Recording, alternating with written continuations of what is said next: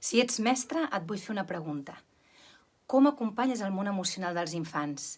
Sé que no sempre és una feina fàcil i m'agradaria poder-te ajudar per oferir algunes dinàmiques perquè puguis treballar a l'aula. Pels que no em coneixeu, em dic Anna Català. Soc músic, tallerista de música en família, acompanyant a famílies des de fa més de 10 anys i mare de 3 nens.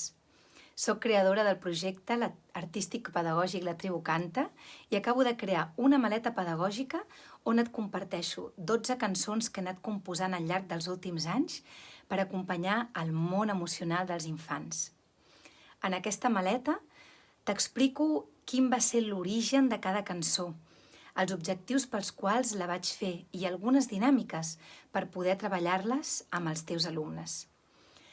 Totes les cançons tenen com a objectiu treballar algunes de les emocions que ens anem trobant en el dia a dia, ajudant els infants a sentir-se més empoderats, més connectats amb la seva intuïció, fomentant estats de felicitat i coneixement personal.